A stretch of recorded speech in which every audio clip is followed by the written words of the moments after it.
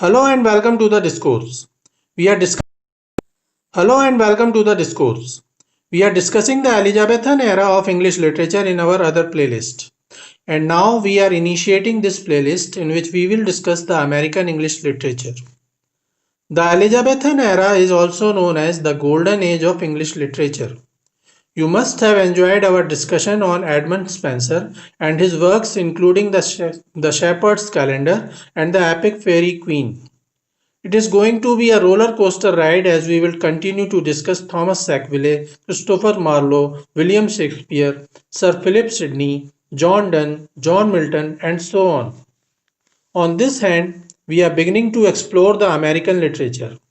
One of the main reasons for starting this new playlist is the fact that the Elizabethan reign was not only the golden age of English literature, it was also the age of explorers. During the reign of the Virgin Queen, Christopher Columbus discovered the New World. He reached the shores of West Indies in 1492.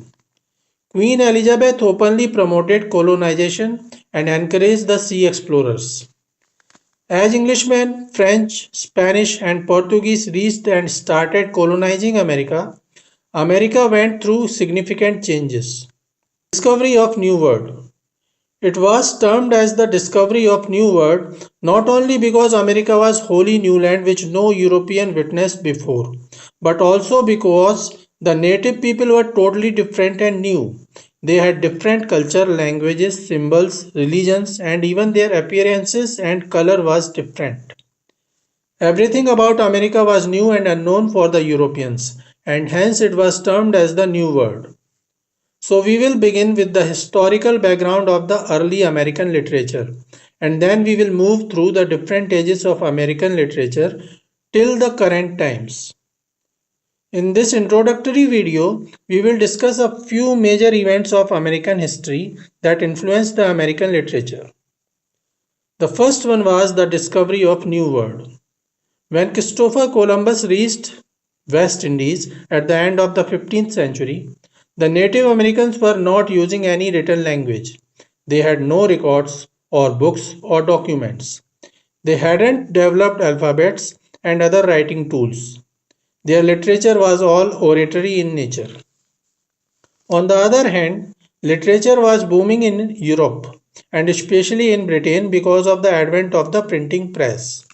For many Britishers, it was the opportunity of adventure to visit the new world and explore it and bring back the treasure to make money. And after this exploration, when they used to reach back to England, they often used to write about their travels, the new world, what difficulties they faced in the voyage and on the lands of the new world, how different were the native of the new world, and so on. So, the early American literature was all about the new discovered land and the very different people of that land.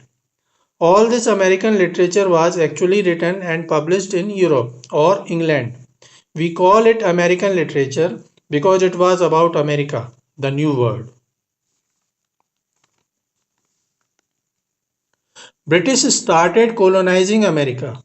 Virginia was the first colony named in honor of the Virgin Queen of England. The second colony was the Massachusetts Bay. This period was very hard for the native people as they suffered extreme high rate of death because of the following reasons. The first reason was they were in fight with a superior power to protect their land. British not only fought, killed and grabbed their land, they also enslaved and mistreated them. And the major reason was Europeans brought new diseases to the new world and the natives had no cure. The second important event that affected the early American literature was the Puritan and Pilgrim's Age. After Elizabethan reign, England was again facing turmoil. The king was the head of Anglican Church, but not all were happy about it. Some staunch Protestants wanted to remove all remnants of the Catholic Church. They wanted to impose rigid supremacy of Bible. They did not want to accept the supremacy of king. Some of them broke away from the Anglican Church.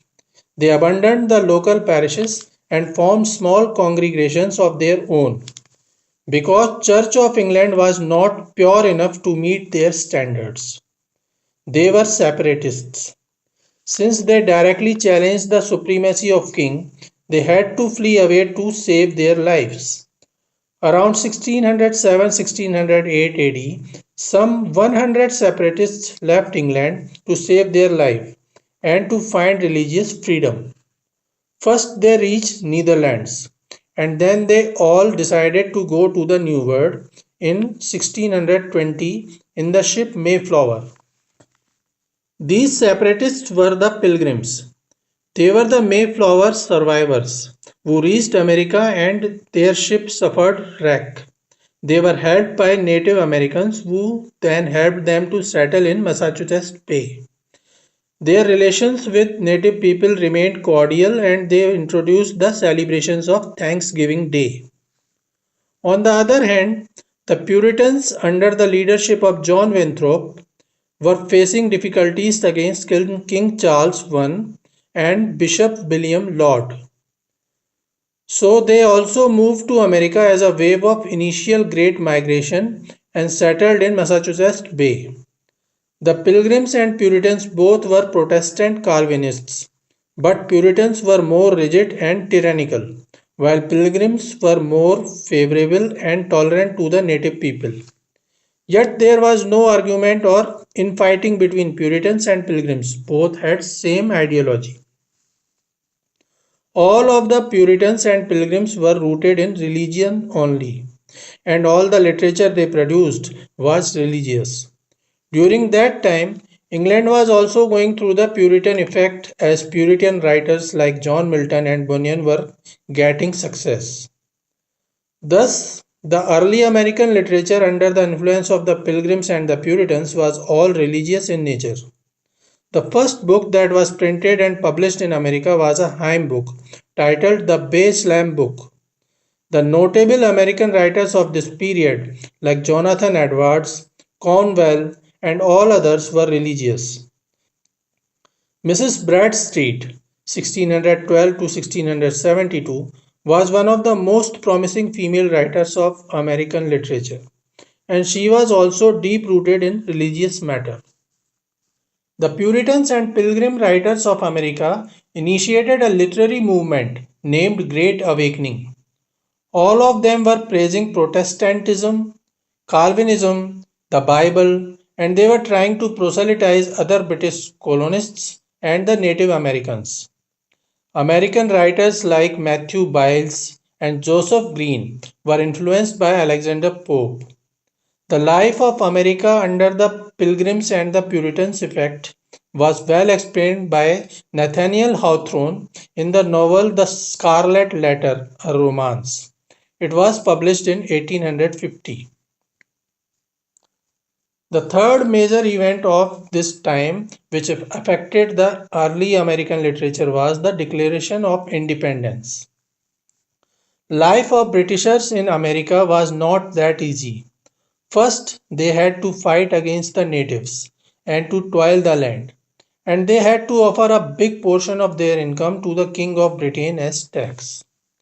During the years 1773 to 1776, some 13 colonies of America were very disturbed by these high taxes, which were imposed by the British Empire.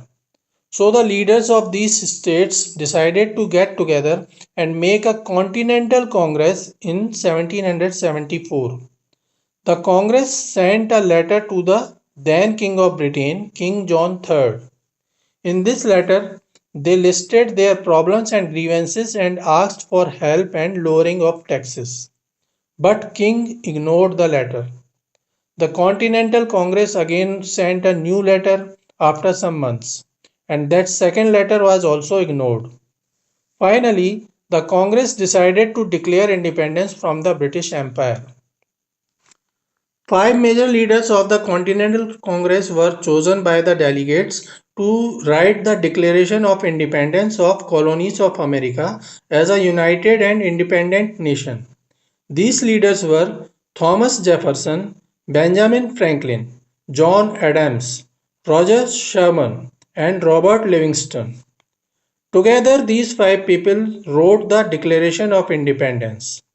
On July 4th, 1776, 56 delegates from all the colonies of America signed the Declaration of Independence to establish a new independent nation of America. This led to American Revolution. A lot of literary figures were involved in this American Revolution. This is all for today. In the next video, we will discuss the founding fathers of America and the effect of American Revolution on the early American literature. Thanks and regards.